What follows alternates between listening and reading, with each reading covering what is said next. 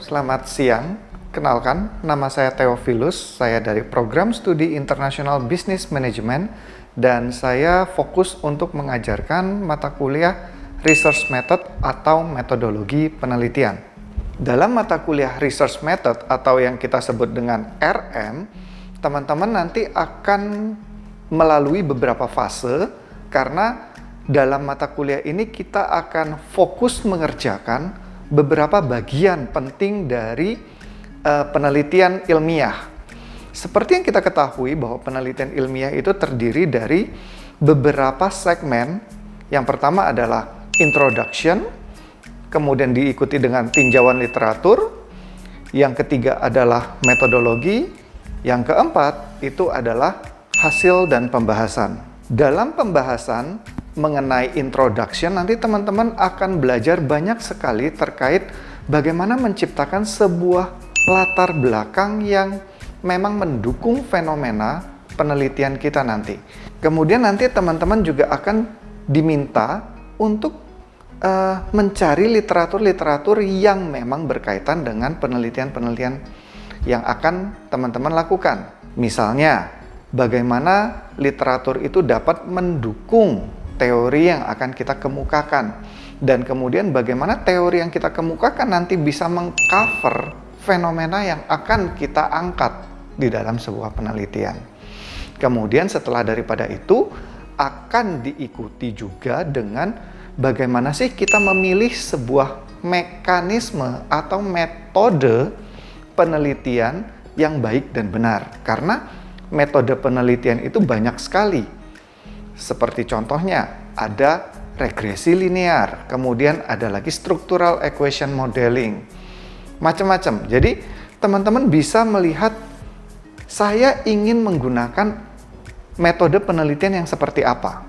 Dan yang terakhir adalah, bagaimana nanti teman-teman membuat satu kesimpulan dari latar belakang yang sudah kita bentuk, tinjauan literatur yang sudah kita tulis, kemudian metodologi yang sudah kita angkat, itu menjadi satu kesimpulan penting yang akan teman-teman presentasikan dalam karya tulis ilmiah. Nah, tentu hasil akhirnya kita harapkan teman-teman bisa melakukan publikasi nantinya. Nah, dalam mempelajari research method tentu tidak mudah, teman-teman. Tidak seperti ketika kita belajar 1, 2, 3, kemudian langsung kita bisa mengerti. Tentu tidak seperti itu. Kita harus mengikuti beberapa fase yang cukup krusial, tentu dengan ada beberapa latihan, kuis, tugas mandiri, dan nanti akan ada ujian tengah semester dan ada ujian akhir semester.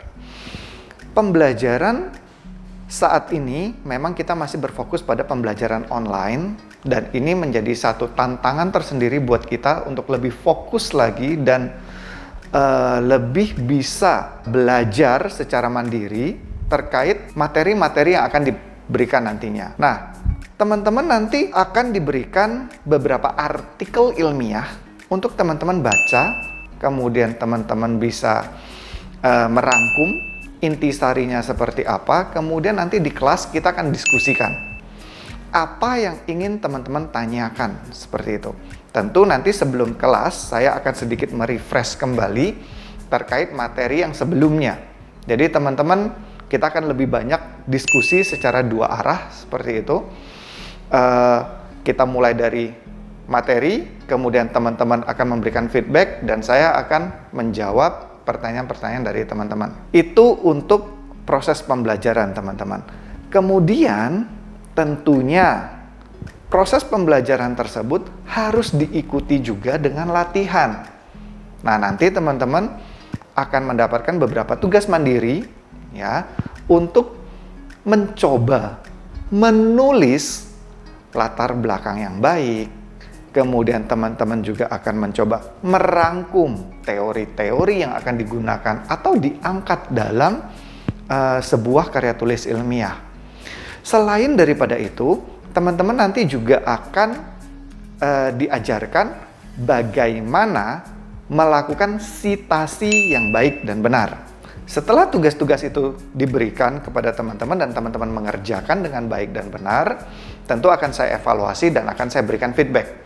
Setelah daripada itu, teman-teman akan diuji kembali melalui ujian tengah semester dan ujian akhir. Hasil ujian akhir itu akan diikuti dengan rancangan proposal penelitian. Nah, rancangan proposal penelitian ini, teman-teman, di Ciputra sendiri itu agak sedikit unik.